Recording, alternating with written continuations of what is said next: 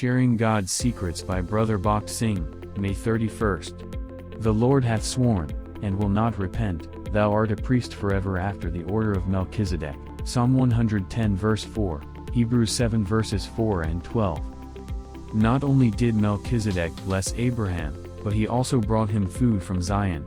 He gave him the bread and wine, Genesis chapter 14 verse 18. Abraham believed that every blessing came from God, and that is why he gave his tithe to God, Genesis chapter 14 verse 20. The tithe speaks of his faith, and is also the experience of thanksgiving.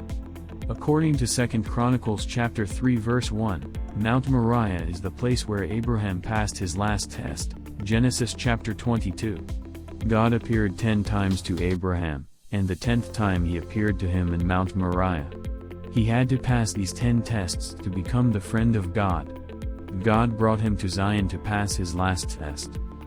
After this, God was fully bound to Abraham. Abraham had obeyed God, and whatever God commanded, he did.